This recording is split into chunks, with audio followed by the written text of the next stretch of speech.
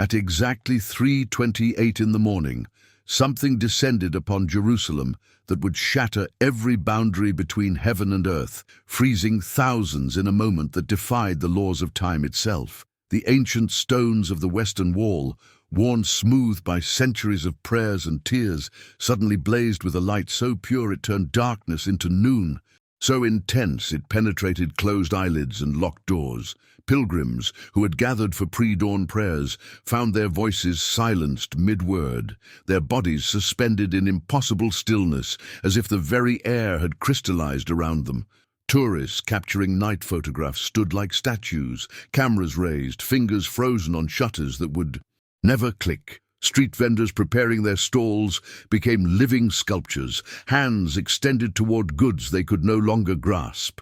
Security officers reached for radios that hung silent at their belts, their warnings trapped in throats that could no longer move. The column of light that descended from a cloudless sky held no warmth, no heat, only an otherworldly radiance that seemed to exist beyond the spectrum of human vision.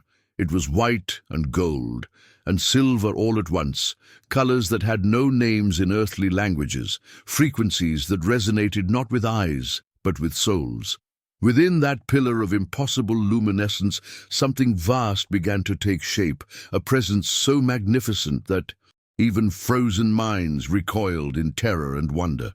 The cobblestones beneath trembled without sound, the ancient limestone walls vibrated without motion, and reality itself seemed to hold its breath. Somewhere in that suspended crowd, a young woman named Sarah felt her heart still beating when nothing else would move.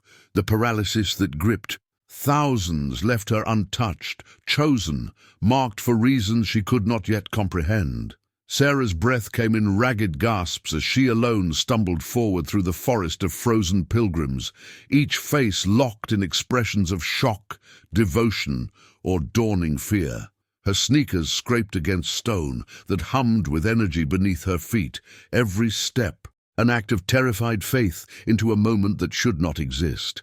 Around her, Orthodox Jews stood with prayer shawls draped like wings, their lips forming words of Hebrew scripture that hung incomplete in the air.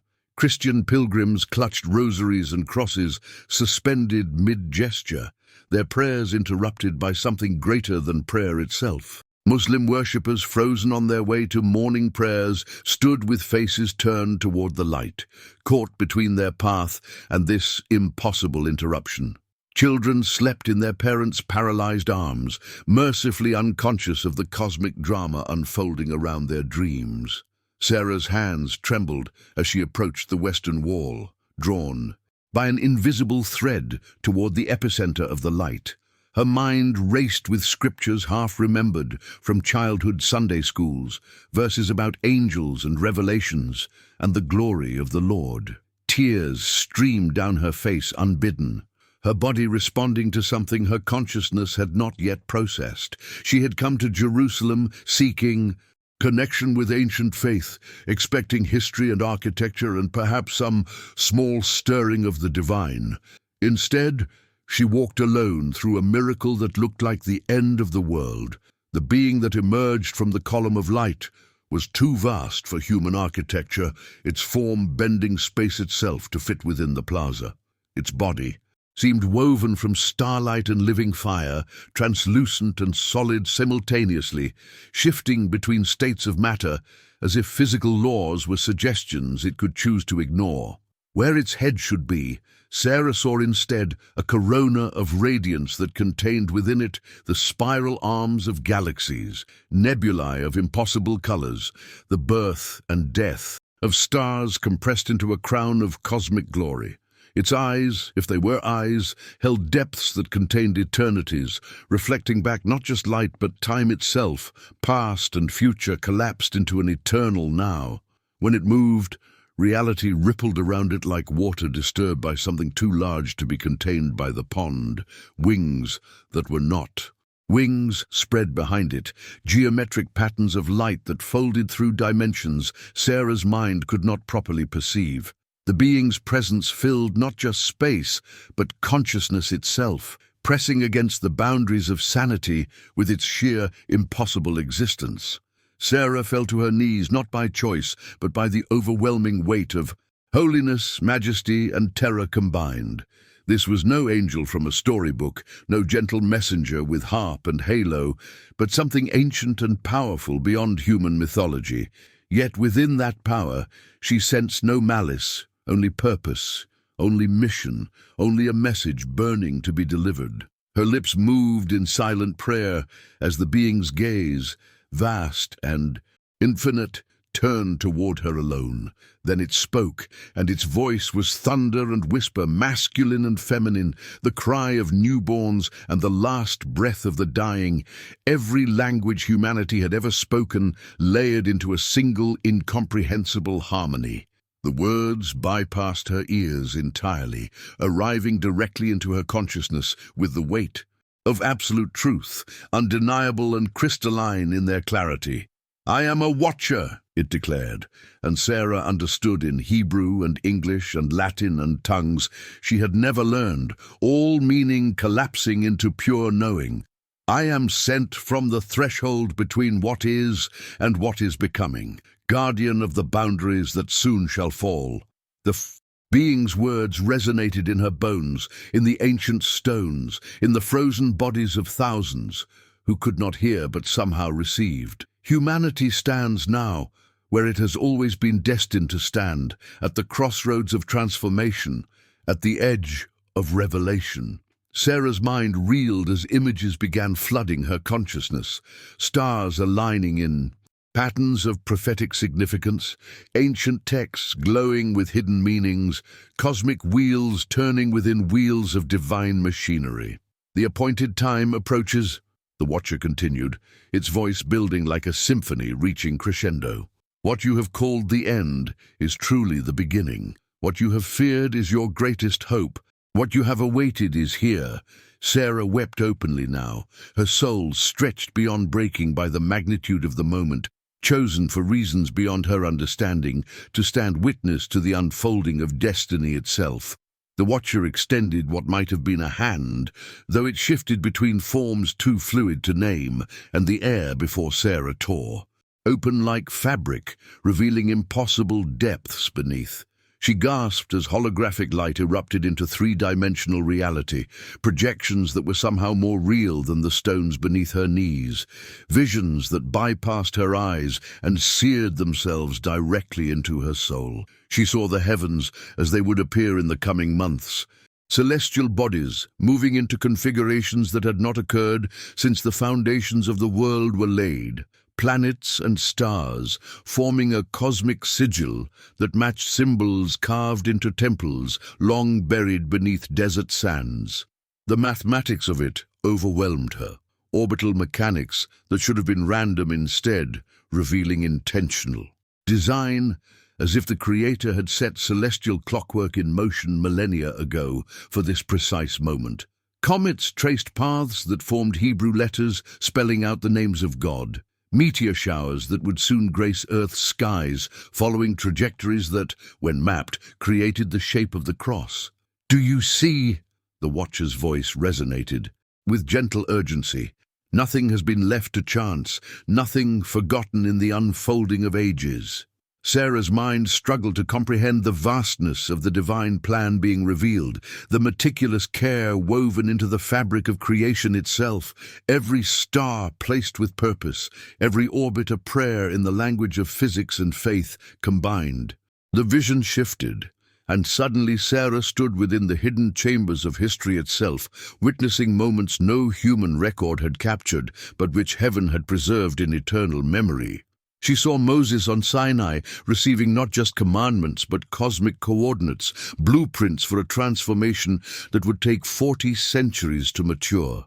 She watched Solomon dedicating the temple, while angels unseen by his court anchored invisible tethers between earth and higher dimensions, preparing channels for future glory. The scene changed, and she beheld Daniel in Babylon, his visions of beasts and kingdoms revealing not just political prophecy, but the spiritual evolution of human consciousness. Across empires and ages, John on Patmos appeared before her, his revelation not mere symbolism, but precise description of multidimensional realities he lacked vocabulary to properly express, doing his best with words like beast and throne and seal to describe cosmic mechanics beyond his era's comprehension. Every prophet saw fragments, the Watcher explained, its voice filled with something like compassion for human limitation. Each was given pieces of a puzzle too vast for any single mind or generation to contain. Sarah wept as she understood the loneliness of the seers, the burden of carrying truth that others would dismiss as madness or metaphor. Then the visions converged. Prophecies from different cultures and faiths overlapping, Mayan calendars and Hebrew jubilees and Eastern mantras, all pointing toward the same cosmic moment, the same transformation, the same glorious revelation. The Watcher had not come with new truth, but to reveal the unified truth that had always been there, hidden in plain sight across every authentic spiritual tradition humanity had developed. Now, the holographic display focused on Earth itself, and Sarah saw the planet as the Watcher saw it, a living jewel suspended in darkness, wrapped in layers of reality most humans never perceived. She witnessed energy grids connecting sacred sites across continents, ley lines that were not superstition, but actual channels of divine power flowing through the world's spiritual anatomy. Jerusalem pulsed at the center like a heart, with Golgotha, the Temple Mount, and the Mount of Olives, forming a triangle of anchored light that extended upward through dimensions she had no names for. Other cities glowed with lesser intensity: Mecca, Vatican City, the Ganges, Bodh Gaya, each a node in a global network designed before humans built their first altar.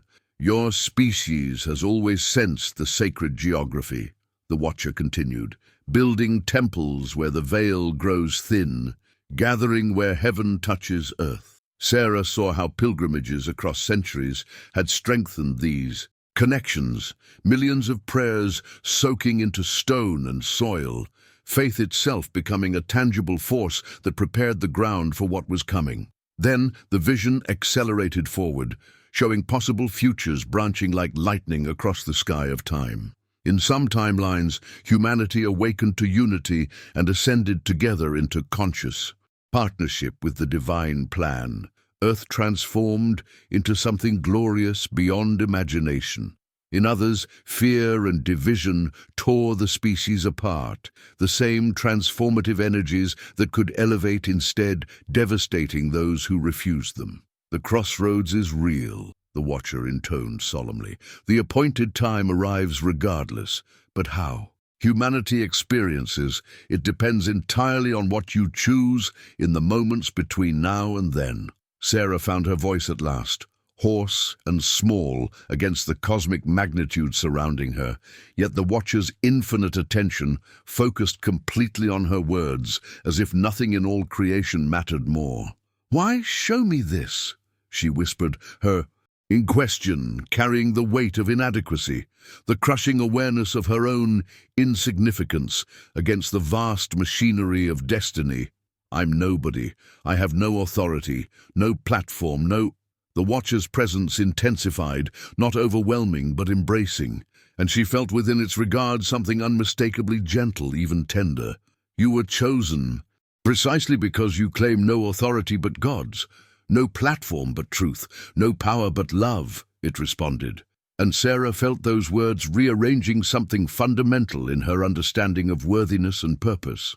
The message must be carried by one who cannot be mistaken for seeking glory, by one whose tears prove the authenticity of what has been witnessed. Sarah's hands pressed against the warm stone of the western wall, feeling in that ancient limestone the prayers of countless generations who had stood where she knelt, waiting for exactly this revelation. She understood then that she was not unique but representative, not special, but chosen as any of the frozen thousands might have been chosen. Her freedom to move, a gift that was also a burden, a calling that would cost her everything comfortable and safe. "I'm afraid," she admitted, the confession torn from her soul. The watcher's response came like a father's embrace translated into pure knowing. Fear is the shadow cast by the magnitude of love, and you have been shown this because you are capable of bearing it, not because you are without doubt, but because your doubt makes room for faith. The holographic visions collapsed inward, condensing from cosmic vastness to something more intimate yet no less overwhelming. And Sarah gasped as she found herself standing within what could only be described as the architecture of prophecy itself. Ancient texts materialized in the air around her, not as words on pages, but as living illuminations that breathed with divine intention, each letter pulsing with the heartbeat of its original utterance. She saw Daniel's 70 weeks unfold not as abstract theology, but as precise celestial mechanics. Watched Ezekiel's wheels rotating through dimensions her mind could barely conceptualize, witnessed Isaiah's suffering servant not as metaphor, but as cosmic necessity written into the structure of redemption itself. The book of Revelation opened before her like a flower of fire, and suddenly John's cryptic symbolism became transparent. The seals were dimensional locks. The trumpets were frequency shifts in reality's fundamental vibration. The bowls were outpourings of transformative energy that would either refine or shatter depending on what they encountered. "This is not poetry," the Watcher said, its voice resonating with absolute certainty. "This is engineering, divine engineering. Operating on scales your sciences have only begun to approach, plans laid in eternity and executed through the patient unfolding of time." Sarah's tears fell freely now as she understood that every seemingly obscure prophecy, every apocalyptic vision that scholars had argued over for centuries, was actually a technical manual for the transformation of reality itself, instructions for a cosmic metamorphosis that required precise timing, exact conditions, specific preparations across thousands of years. The vision shifted again, and now Sarah stood within the moment of alignment itself, experiencing the prophesied time not as future possibility, but as present reality unfolding. Around her, with terrifying beauty, the celestial configurations she had witnessed earlier were not mere astronomical curiosities, but actual keys turning in locks that spanned the heavens, planetary positions that would create resonance patterns capable of thinning the veil between physical and spiritual realms. She watched as Earth's magnetic field began responding to these cosmic pressures, saw the planet's own consciousness, for she understood now that worlds themselves were living beings, awakening to its role in the divine plan. Ancient sites across the globe activated in sequence, their stones humming with frequencies that had lain dormant since their construction. Solomon's wisdom, revealed as not merely human, but divinely downloaded specifically to create these anchor points. The Great Pyramid, Stonehenge, temples in jungles and monasteries on mountains, all began glowing in her expanded vision, a worldwide network of sacred technology built by ancestors who knew more than modernity gave them credit for, who understood that spirit and matter were not opposites, but interpenetrating realities requiring proper channels and focal points. "Your ancestors were not primitive," the Watcher explained with something like pride in humanity's forgotten genius. "They were in communion with us, receiving instruction, building what would be needed for this generation, for this moment when heaven and earth must dance together in unprecedented intimacy." Sarah watched in awestruck horror and wonder as the transformation itself began in the vision, reality rippling like disturbed water as higher dimensional frequencies penetrated into material existence. She saw human bodies beginning to resonate with these new energies. DNA responding to cosmic activation codes that had been embedded in the species from the beginning. Dormant potentials suddenly switching on across populations. Some people in the vision began glowing, their physical forms becoming translucent as spirit and flesh achieved unprecedented integration, faces radiating joy and recognition as they remembered who they truly were beneath layers of forgetting and limitation. Others recoiled in terror, their rigid certainties about reality shattering in ways they experienced as attack rather than invitation, their fear creating dissonance that manifested as actual pain, the same energies that elevated those who welcomed them, becoming unbearable to those who resisted. "This is what your scriptures called the separation of wheat and chaff," the Watcher said with profound sadness. Not divine judgment imposing punishment, but consciousness itself sorting according to frequency, each soul experiencing the intensity of love and light according to what it has prepared itself to receive. Sarah wept for those she saw suffering in the vision, understanding that hell was not a place, but a state of being unable to accept the overwhelming presence of divine reality. That damnation was simply the experience of God's infinite love by those who had armored themselves against vulnerability, against surrender, against the terrifying beauty of absolute truth. Then the vision pulled back, and Sarah saw the purpose behind the apocalypse, the reason for this cosmic labor that had taken millennia to prepare and would transform everything in moments. She watched as the earth itself began transitioning, not destroyed but renewed, the same planet but vibrating at higher frequency, matter becoming less dense while remaining tangible, physics themselves evolving to accommodate greater consciousness and creative power. Heaven and earth were not merging, but remembering they had never truly been separate, the artificial division dissolving to reveal what mystics had always proclaimed, that all reality was sacred, that matter was spirit, condensed, that the kingdom of God was not distant but immediate, not coming but present, waiting only for eyes capable of seeing. The New Jerusalem descended not as a city of buildings, but as a state of collective consciousness, humanity awakening to its destiny as bridge between dimensions, earth revealed as the cosmic stage where spirit learns to dance in flesh, where divine love becomes tangible, where the Word made flesh in Jesus was merely the first fruit of what all humanity was being invited to become. "This is why you were created," the Watcher proclaimed with thunderous gentleness.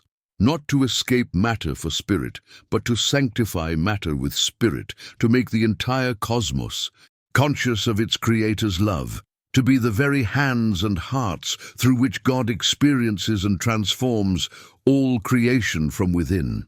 The visions released her suddenly, and Sarah found herself back in her own body with such jarring immediacy that she stumbled, expecting to fall among the frozen pilgrims, but her knees never touched stone. She was suspended, held upright by something invisible yet undeniably present, and the realization crashed through her with the force of physical impact.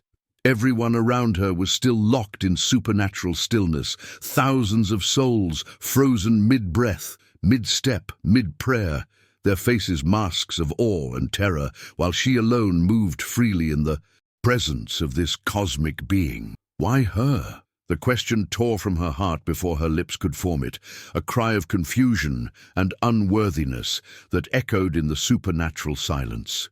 She was nobody, just another pilgrim who had saved for years to walk these ancient streets, a woman of simple faith who worked in a bookstore and volunteered at her church and had never claimed any special spiritual authority or insight.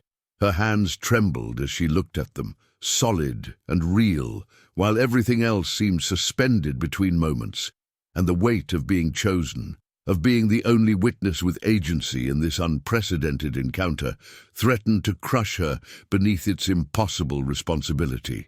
"I can't," she whispered, her voice breaking. "I'm not strong enough for this, not wise enough, not holy enough to carry whatever you're asking me to carry." The Watcher's gaze fell upon her with such tenderness that she felt her heart might shatter from the compassion contained in those galaxy-filled eyes, and when it spoke, its voice rapped around her fear like a father comforting a terrified child. "Strength is not why you were chosen, Sarah, daughter of the Most High," the being said, and hearing her name in that multidimensional voice made her soul resonate like a struck bell, every cell in her body responding to the recognition. The wise trust their own understanding and would rationalize what they witness here into comfortable categories, robbing it of its transformative power. The powerful would seek to control the message, to weaponize revelation for earthly advantage. The religiously proud would claim exclusive ownership of divine truth, building walls where God seeks to build bridges. The Watcher moved closer, and Sarah could see now that its luminous form was not solid, but composed of infinite particles of light, each one containing what looked like entire universes in microcosm, consciousness, and matter united in ways that transcended her categories of reality. You were chosen precisely because of what you believe yourself to lack, because your humility creates space for grace to flow unobstructed, because your doubt makes you dependent on faith rather than certainty, because your ordinariness is the very credential that will make your testimony undeniable to those with ears to hear. Sarah felt tears streaming down her face as the being's words penetrated defenses she hadn't known she was, holding centuries of religious conditioning that equated holiness with perfection, worthiness with achievement, divine favor with human merit. Here was a messenger from beyond the stars telling her that her weakness was her qualification, that God's cosmic plan required not paragons but participants, not the spiritually elite but the faithfully willing. "Look at them," the Watcher said, gesturing to the frozen multitude surrounding them, and Sarah turned to see the crowd with new eyes, perceiving now the threads of light connecting every heart to every other, a tapestry of human longing that transcended the divisions of denomination and doctrine. Jews praying at the wall, with phylacteries still strapped to their foreheads, Muslim women with hands raised toward Mecca, frozen in Ruk, Christian pilgrims clutching crosses and rosaries, secular tourists with cameras suspended halfway to their faces, all of them caught in this moment together, all of them receiving some fragment of the revelation, even in their paralysis. Seeds being planted in consciousness that would germinate in the days ahead. They will remember pieces, echoes, impressions that will haunt their dreams and disturb their certainties, the being explained, its voice carrying notes of both hope and sorrow. But you will remember everything, will carry the complete testimony, and this is both gift and burden, grace and crucible.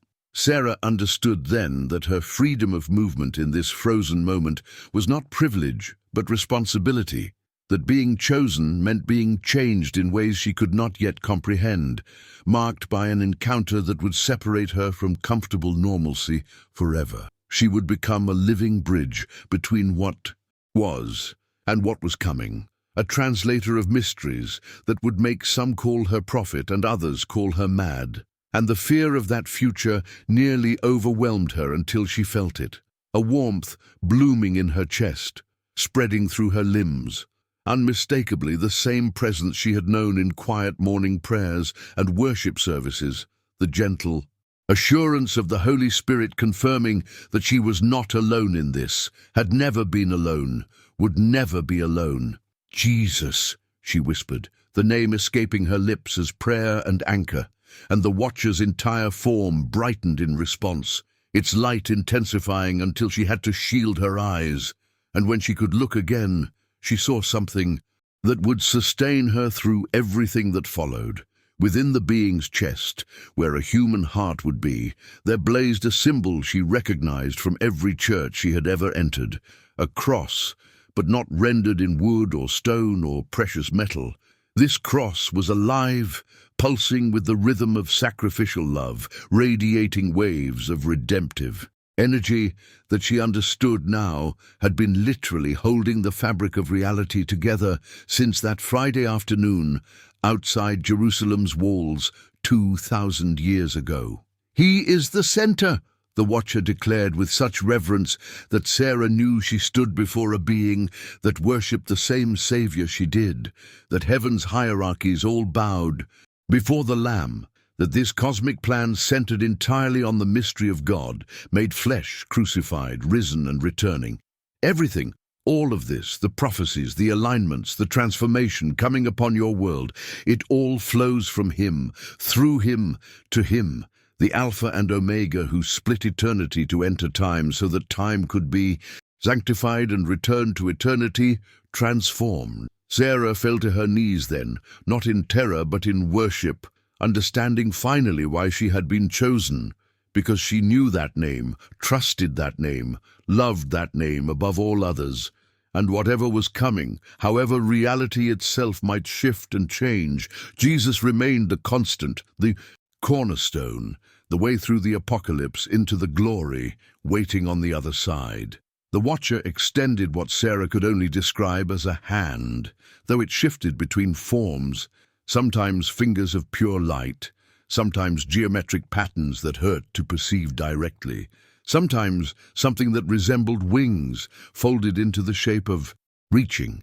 And when those luminous appendages touched the air before her, reality itself seemed to peel back like layers of a cosmic veil. She gasped as the stone plaza beneath her feet became transparent, and she was looking down through earth and rock and ancient foundations into what she first thought was empty space, but then recognized as fullness beyond description, dimensions stacked upon dimensions like pages in an infinite book, each one containing worlds within worlds, and threading through all of it, connecting every layer of existence with golden filaments of unbreakable light. She saw Him. Jesus stood at the center of everything, but not as she had imagined from paintings and stained glass windows. He was simultaneously the carpenter from Nazareth, with sawdust on his hands, and a cosmic giant whose form spanned galaxies, both fully human and fully divine, in ways that finally made sense of the paradox that had puzzled theologians for millennia. His wounds were visible, stigmata that pulsed with creative energy, and she understood with sudden clarity that those 5 points of injury were actually apertures, doorways through which divine love poured into fallen creation, that His crucifixion had literally torn openings between heaven and earth, through which grace could flood unhindered. "He is the bridge," the watcher said softly, and Sarah heard in that voice the echo of a mystery so profound that angels themselves studied it with eternal fascination. Not metaphorically, not symbolically, but actually and functionally the living connection between what you call physical and spiritual, between matter and meaning, between the Creator's realm and the creation that cried out for reconciliation. Sarah watched through tears as the vision shifted, showing her that Friday afternoon from a perspective no human gospel had captured. She saw the moment of death not as an ending, but as a cosmic birth. The instant when Jesus surrendered His spirit and something fundamental in the architecture of reality shifted permanently. The veil in the temple tearing was just the physical symptom of a metaphysical revolution, barriers between dimensions dissolving as sacrificial love proved stronger than the laws of entropy and separation that had governed the fallen cosmos since Eden's gate closed. But it was the resurrection that made her cry out in wonder, because the watcher showed her what the disciples had seen that Sunday morning through eyes that could perceive the full spectrum of what occurred. Jesus emerging from the tomb in a body that was somehow more real than reality, matter infused with so much spirit that it could pass through walls, yet still bear the marks of crucifixion, still eat fish and break bread, still be touched and known. "This is what awaits," the being explained, its voice trembling with something that sounded like holy anticipation. What He demonstrated in His resurrection, the transformation of flesh into glorified form, the marriage of material and eternal, the body transfigured into its true purpose as temple and vehicle for indwelling divinity. This is the promise extended to all who are His, the metamorphosis that creation groans for, the revelation that will manifest when the appointed time arrives. Sarah felt her mind expanding to contain the implications, understanding finally that the apocalypse was not about escape from physicality, but its redemption, not destruction of the world, but its transfiguration into what it was always meant to be. Heaven and earth merged as they were in that garden before the fall. The vision zoomed closer, and Sarah found herself standing unseen in the upper room on the day of Ascension, watching the disciples' faces as Jesus lifted from the ground, his glorified body responding to laws that superseded gravity and limitation. But the watcher directed her attention not to the ascending Christ, but to what he left behind, not absence, but presence, an imprint in the very fabric of reality, a pattern that Sarah recognized as the same symbol she had seen blazing in the being's chest. The cross transformed into a multi-dimensional key. He opened the way, the watcher said. And suddenly Sarah was seeing the 2,000 years since that moment as a single coherent narrative. The expansion of the kingdom not through political conquest, but through transformed hearts. Millions of souls across centuries and continents encountering that same resurrection power, being changed from the inside out, becoming themselves bridges between heaven and earth. She saw martyrs whose deaths released the same transfiguring energy Jesus had released, missionaries whose journeys mapped new territories of spiritual connection, mothers and fathers raising children in the knowledge of the living God, artists and poets and musicians encoding the mystery into forms that spoke to sleeping souls, ordinary believers like herself, whose simple faithfulness was the watcher's form, suddenly stilled, its constant flowing geometry freezing into something almost statuesque, and Sarah felt the air pressure change as if reality itself was holding its breath. "Look," the being commanded, and Sarah's eyes were drawn, not to the heavens or the visions still dancing in the periphery of her awareness, but down to the stones beneath her feet, the ancient limestone blocks of the Western Wall Plaza that had been worn smooth by countless prayers and pilgrim footsteps. As she watched, lines of light began to emerge from the cracks between the stones, not the harsh, electric blue of the column that had first descended, but a softer gold that reminded her of honey and sunset and the glow of candles in dark sanctuaries. The lines spread outward in patterns that were simultaneously organic and mathematical, forming symbols that her rational mind couldn't quite grasp, but that her spirit recognized with a shock of familiarity, as if she'd known them before language, before birth, before time itself. The light crawled across the plaza like living calligraphy, and Sarah realized with mounting awe that the ground itself was speaking, that Jerusalem's stones were revealing a message they had carried in silence for millennia, waiting for this appointed hour to finally give voice to the sacred geometry encoded in their very placement. The temple was never just a building, the watcher said, its voice layered now with harmonics that seemed to contain the echoes of hammer strikes and priestly chants and Solomon's dedication prayer.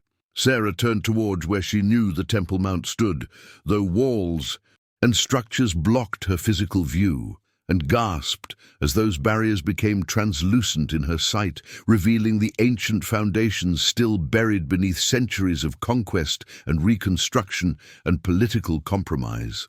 The same golden symbols that glowed on the plaza were blazing there too, enormous glyphs carved into foundation stones that had been laid with precision that exceeded ancient technology, patterns that matched exactly the markings she could now see covering the watcher's luminous form.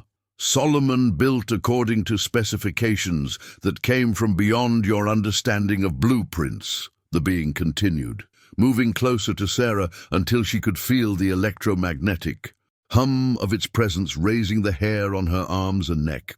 He was shown dimensions that intersected with yours, taught to create not merely a house for worship, but an anchor point, a place where the membrane between heaven and earth grew thin enough for glory to dwell permanently, where sacrifice and prayer could punch through the barriers that sin had erected between creator and creation.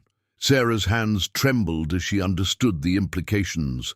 The temple had been a kind of technology, a sacred machine designed to facilitate communion between worlds, and its destruction had not been mere historical tragedy, but a cosmic wounding that left reality itself bereft of a crucial connection. But the vision shifted, and Sarah was suddenly standing on a hill outside the city walls, recognizing through some gift of supernatural sight that she was seeing Golgotha, the place of the skull. And here, too, the golden symbols were emerging from bedrock, spiraling up through the hill like veins of living light. When they raised the cross, "Here," the Watcher said, its voice dropping to a whisper that somehow contained the thunder of divine judgment and the gentleness of infinite mercy. "When they pierced his hands and feet and sighed in this specific location, at this specific moment in the cosmic calendar, it was not accident or merely the convenience of Roman execution sites." Sarah watched as the symbols beneath Golgotha pulsed in rhythm with her heartbeat, or perhaps her heart was synchronizing with them. She couldn't tell any more where she ended, and the vision began. This site was prepared from the foundation of the world, positioned at precise coordinates that aligned with spiritual ley lines.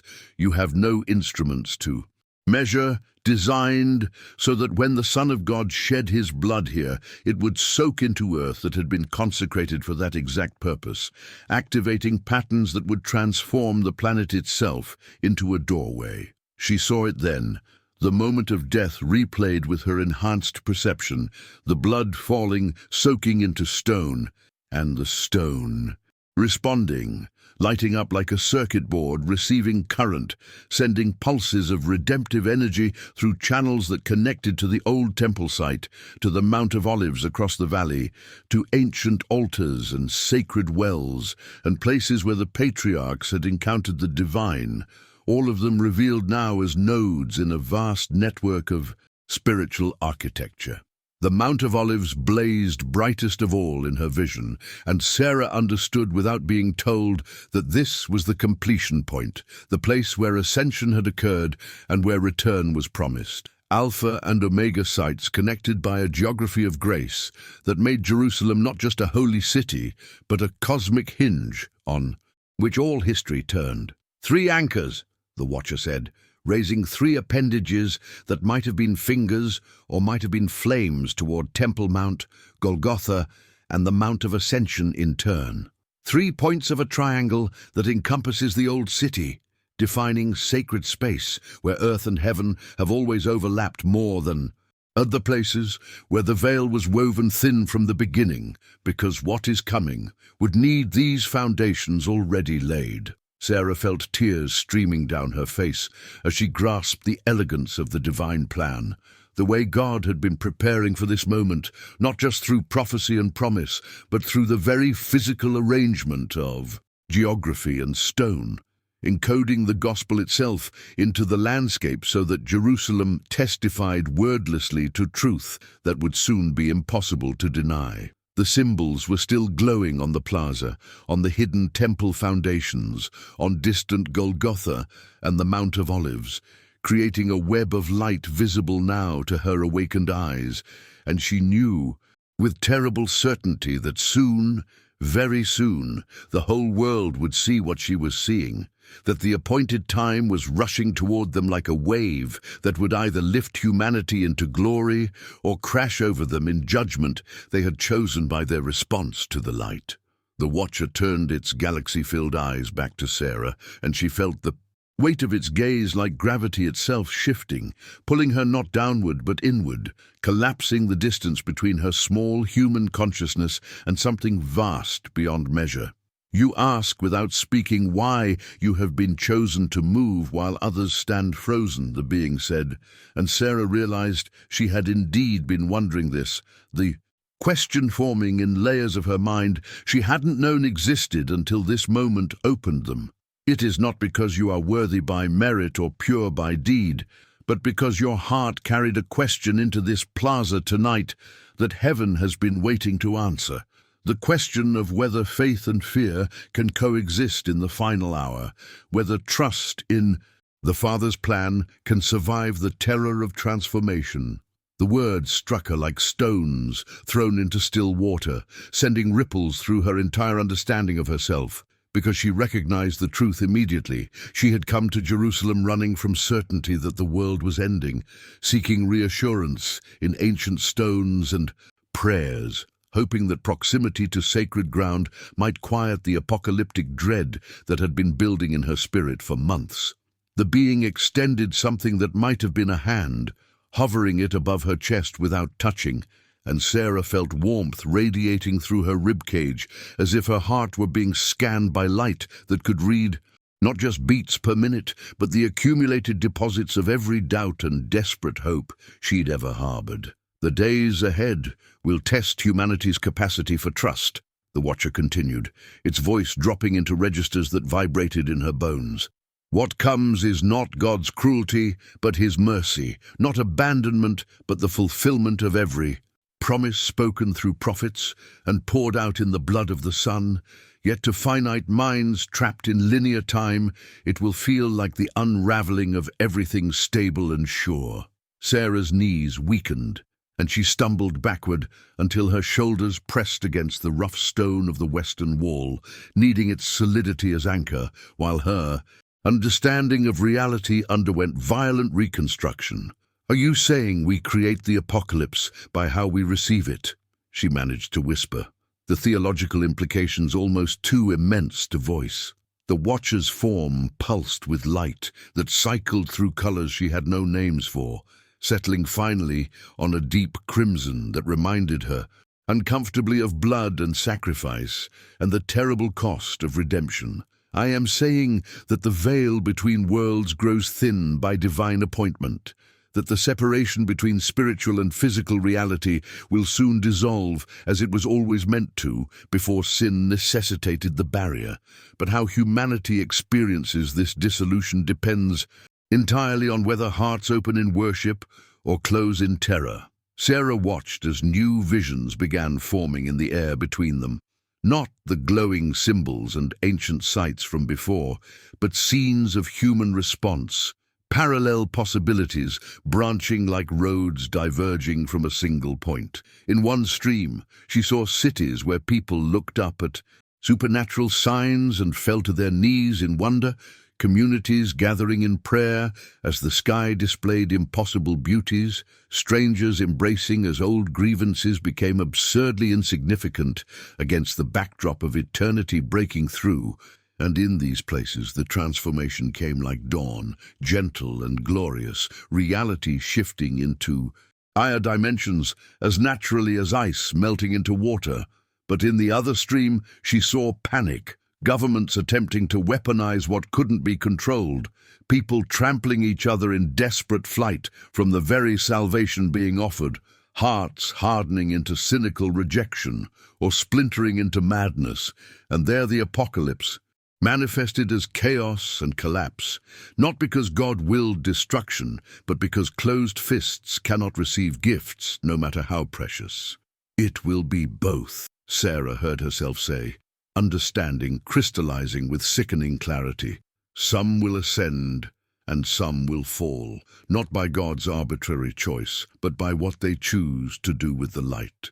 When it finally becomes undeniable." The Watcher inclined its head in what might have been approval or sorrow or both, and Sarah felt tears flowing freely now, not from fear for herself but from grief for the billions who would stand at this crossroads in confusion, unable to recognize that the cosmic upheaval was actually an answer to every prayer ever breathed for God to come close, to make himself known, to end the silence that had stretched across centuries like an aching wound.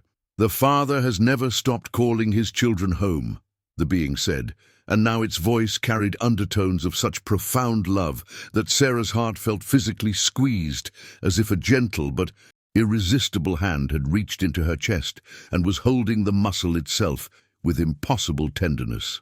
Every sunset that painted beauty across your skies was an invitation to consider glory beyond the material. Every moment of transcendent love between souls was a whisper of the unity that awaits in full communion.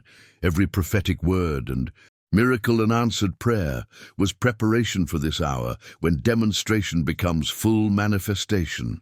Sarah slid down the wall until she was sitting on the glowing stones, overwhelmed by the patience of a God who had been laying groundwork for millennia, encoding messages in temples and sacrifices and resurrections, all to prepare humanity for a transformation that would require either trust or terror, depending solely on whether hearts had learned through those preparatory lessons that his intentions toward his creation had only ever been love. The plaza around her began to pulse with rhythmic light, the golden symbols brightening and dimming like a cosmic heartbeat, and Sarah understood that she was feeling the planet itself responding to proximity to the appointed moment, reality beginning to tremble with anticipation of reunion with its creator.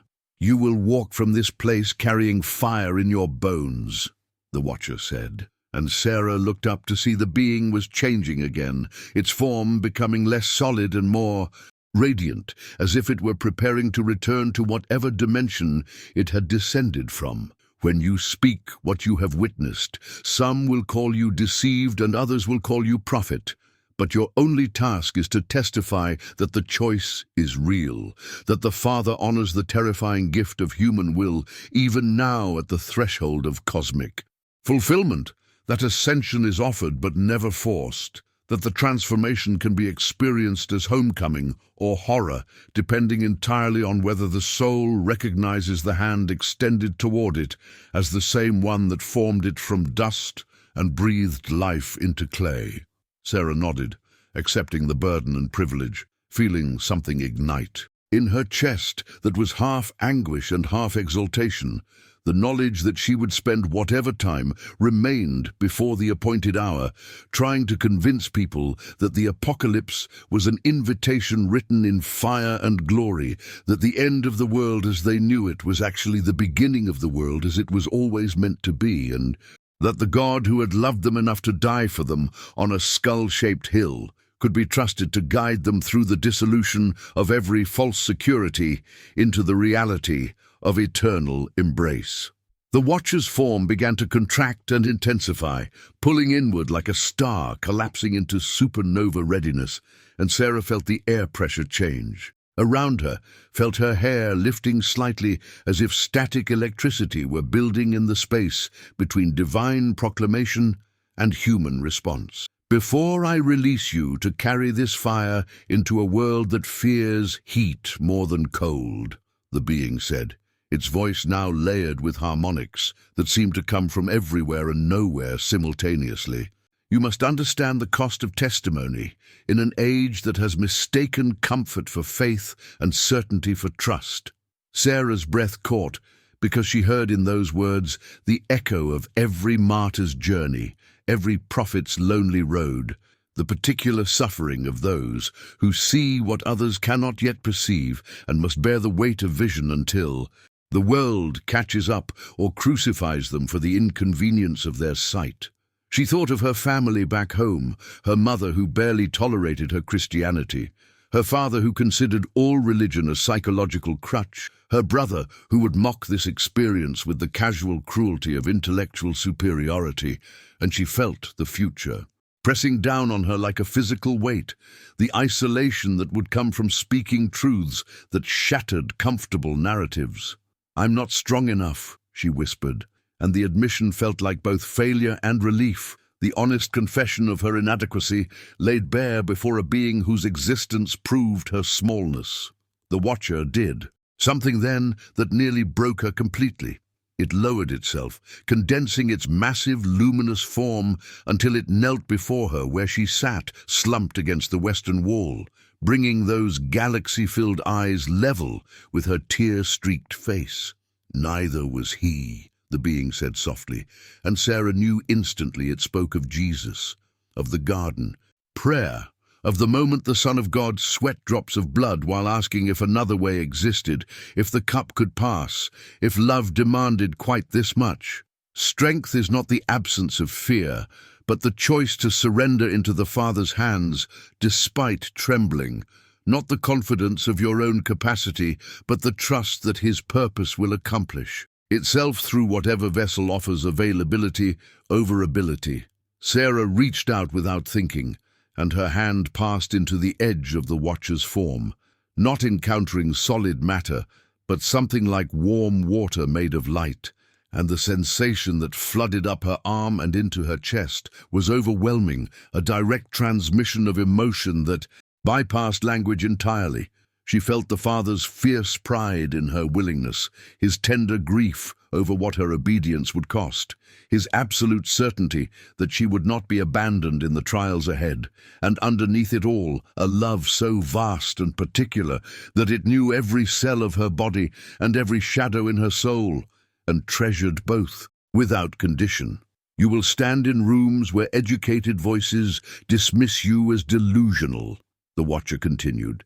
And now Sarah saw visions again, but these were of her own future, images flickering past, like scenes from a film she hadn't agreed to star in yet, was already committed to completing. She saw herself on news programs facing skeptical hosts, in church buildings where pastors looked uncomfortable with her cosmic vocabulary, in university auditoriums where students recorded her words to dissect and mock online, in small living rooms where desperate seekers leaned forward, hungry for hope, while others crossed arms in defensive judgment. She saw herself alone in hotel rooms, crying into pillows, questioning her sanity, replaying the night at the Western Wall and wondering if exhaustion and religious fervor had conspired to create hallucination, saw herself reaching for the glowing stone in moments of doubt and feeling its persistent warmth as the only physical proof that she hadn't imagined everything. But she also saw other faces, scattered individuals across the montage of her future whose eyes would light with recognition when she spoke, who would approach her after talks with trembling voices to say they had felt it too, the sense of imminent transformation, the dreams of beings made of light, the deep cellular knowing that reality was preparing to birth itself into new dimensions. And these moments would be springs of water in her desert, confirmation that she wasn't alone in her vision, even when she stood alone in her testimony. The world will demand you prove what cannot be proven by their instruments, the watcher said, rising now back to its full towering height, and Sarah struggled to her feet as, well, unwilling to receive the conclusion of this encounter from a position of collapse, even though every part of her felt dismantled and remade. They will ask for repeatability and measurable data, for evidence that submits to laboratory conditions and peer review, and you will have only story and stone and the light in your eyes that others can see but cannot quantify.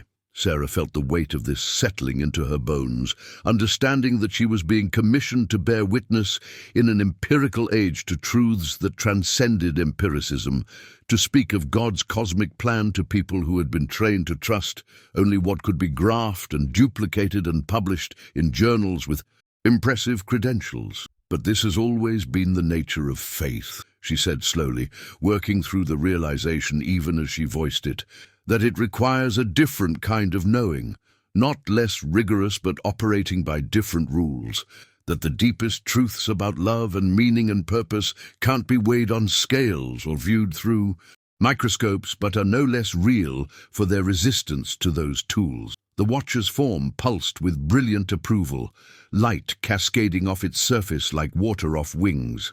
"Yes," it said, and the single word carried such affirmation that Sarah felt simultaneously crushed by responsibility and lifted by grace, and those who are ready will recognize that the stone in your hand is less important than the transformation in your heart, that the proof of divine encounter is not in artifacts that can be stolen or tested, but in lives that are reoriented toward love and away from fear, in testimonies that help others name what they have felt but couldn't articulate, in the courage to keep speaking truth even when the crowd demands you recant or be silent. Sarah looked down at her hands and saw they were shaking, saw the way the golden light from the plaza stones reflected off her skin, making her appear as if she too were beginning to glow from within. And she understood that this was the beginning of her transformation, that, bearing witness to the divine, burned away the old self, like refining fire, removing impurities from gold. "I'll go," she said, the words emerging as both surrender and declaration. "I'll carry what you've shown me, even if it costs me everything, even if my name becomes synonymous with delusion, even if I die without seeing the appointed hour.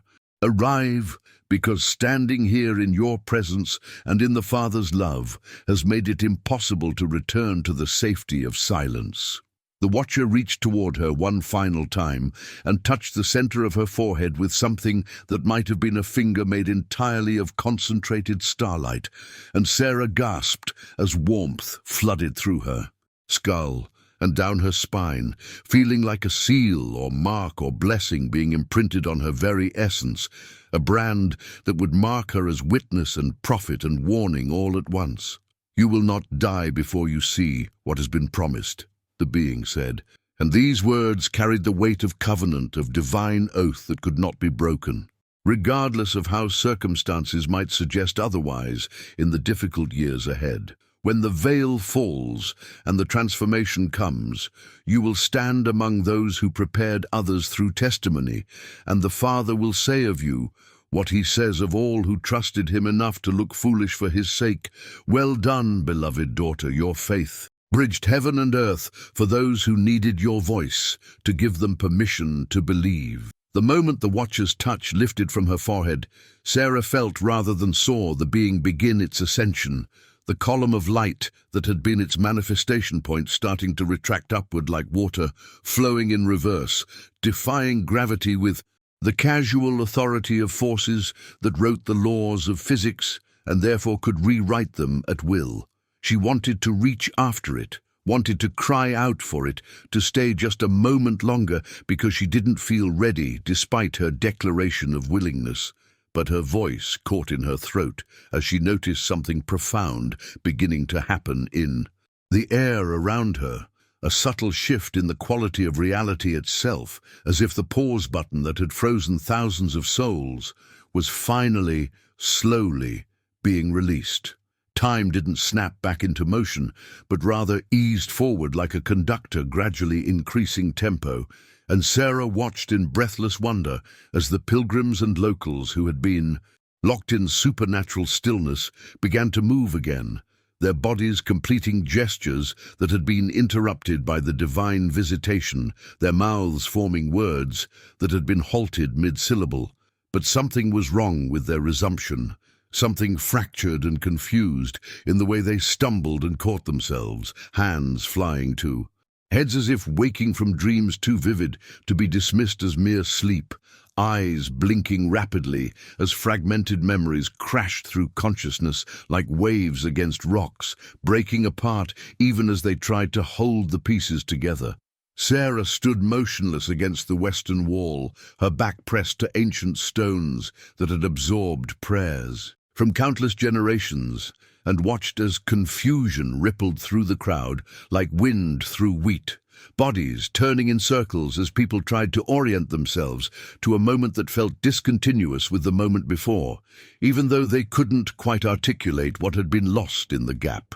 She heard voices rising in Hebrew and Arabic and English and languages she couldn't identify, questions tumbling over each other in a babel of bewilderment, and she realized that while they had been held in paralysis, they had not been unconscious, that something of the encounter had seeped into their awareness even while their bodies were frozen and their wills suspended.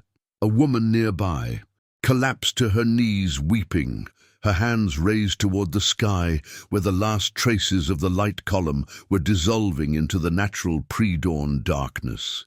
And she was crying out in a language Sarah didn't speak but understood in her spirit as a desperate plea for the presence to return, for the glory that had been briefly perceived to not abandon them to ordinary reality.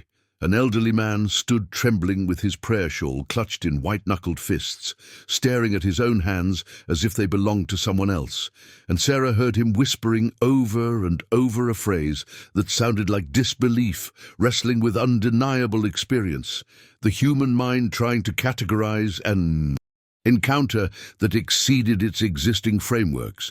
She wanted to go to them, to grab shoulders and explain what they had witnessed, to give language and context to the fragments of memory that were already beginning to fade like dreams in morning light.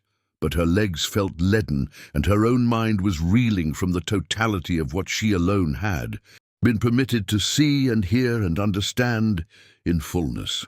Around the plaza, she saw people checking their phones with expressions of shock, discovering that time had somehow slipped forward in ways that didn't match their internal sense of duration, and she knew that within minutes the footage would begin circulating, security cameras and personal devices capturing the column of light and the mass paralysis, creating digital artifacts that would fuel 1,000 conspiracy theories and theological debates and scientific investigations.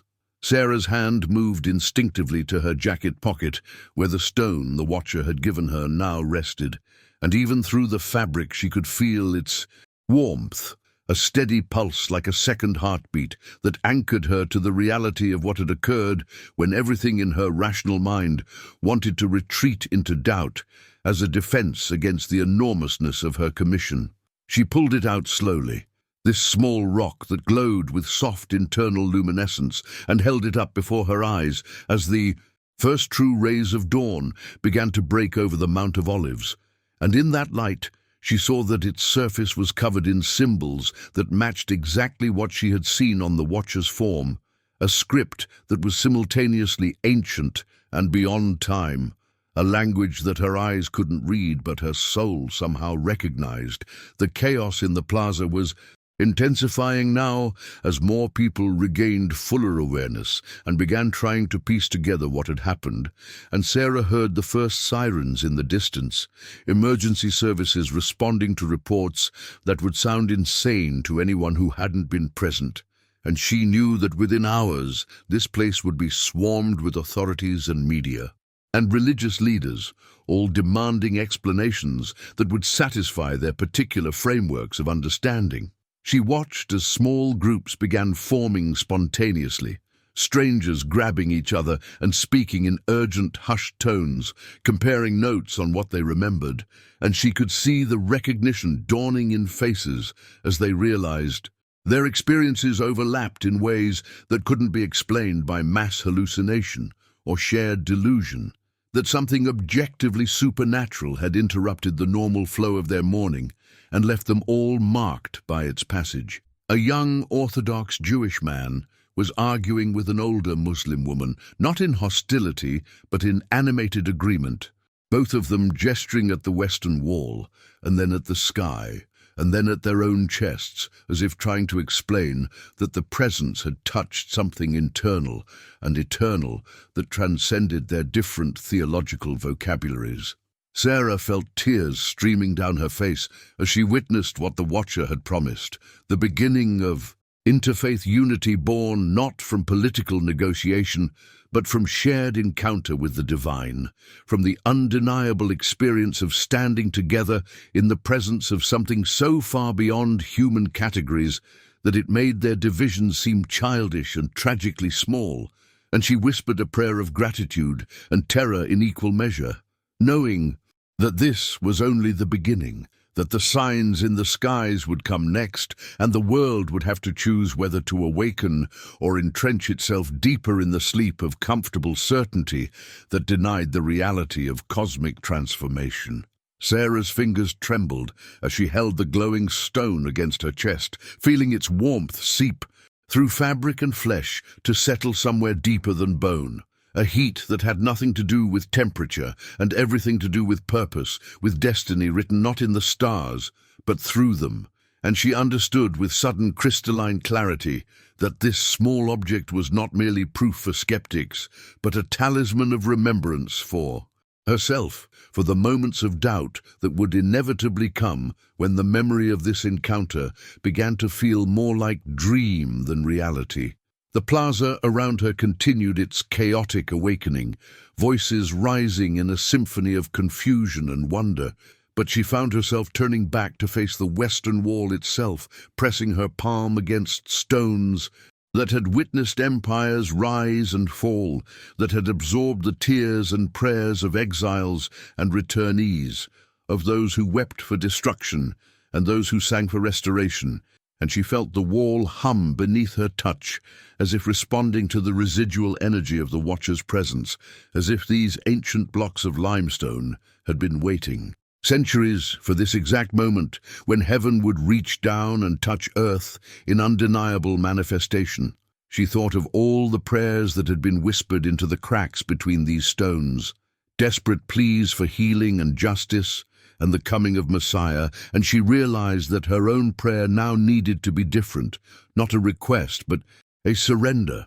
Not a petition, but an acceptance of the terrible, beautiful responsibility that had been placed upon her shoulders by forces that moved with the authority of the Almighty Himself. The stone in her hand pulsed once, twice, 3 times in rhythm with her heartbeat, and she understood that it was attuning itself to her, becoming a permanent connection to the revelation she had witnessed, ensuring that what she carried forward into the world would not be merely words that could be dismissed, but a living testimony that would shine from her eyes and resonate in her voice with frequencies that human instruments couldn't measure, but human souls would instinctively recognize.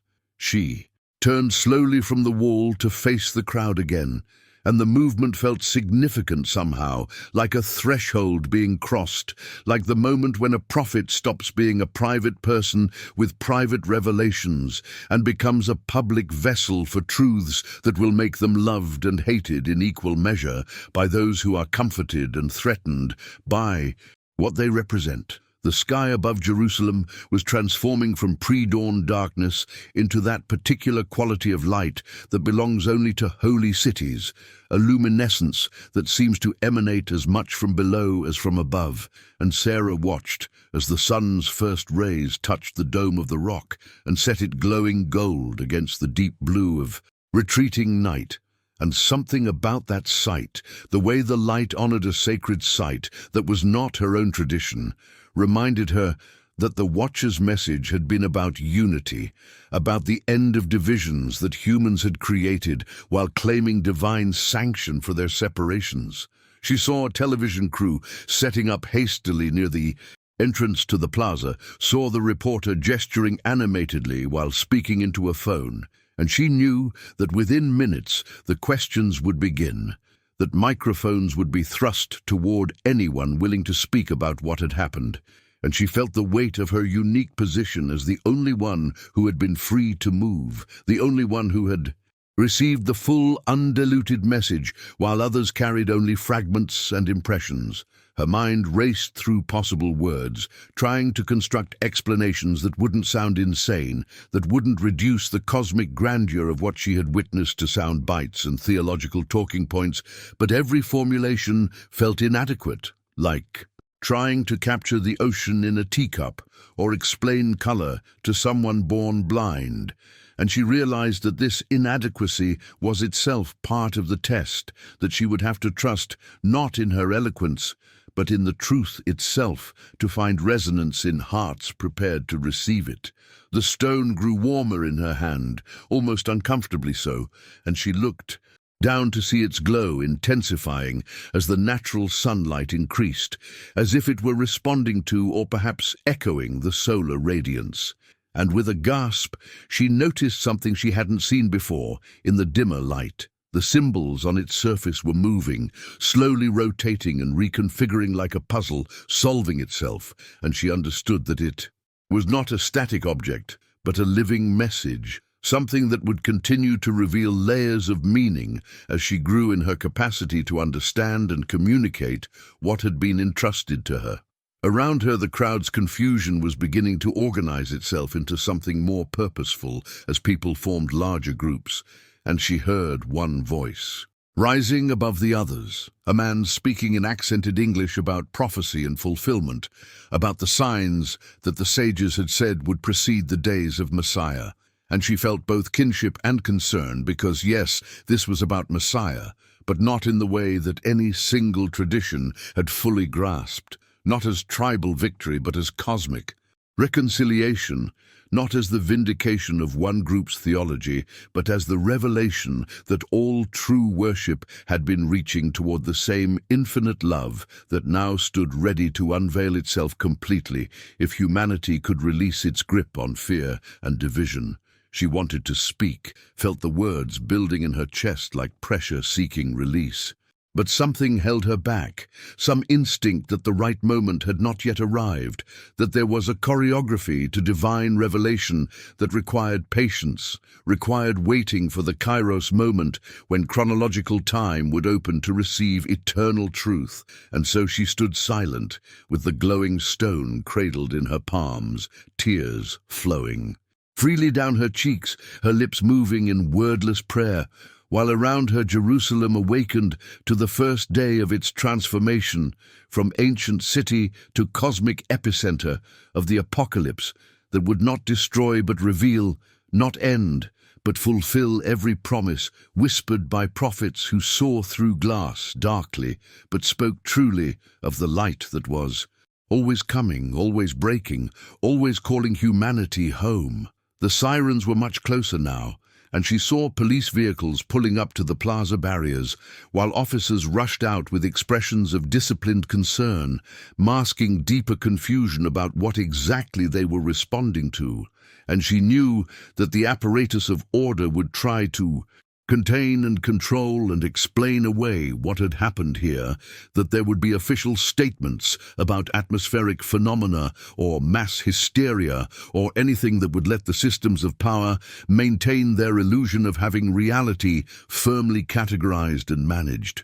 But even as these thoughts passed through her mind, she saw something that made her breath catch and her heart surge with recognition.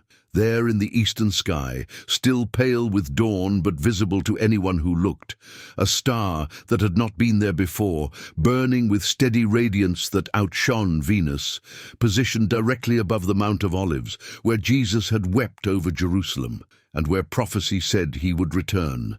And she understood that this was the first of the celestial signs the Watcher had promised, the beginning of the cosmic testimony that would mirror and confirm the message she had been commissioned to carry.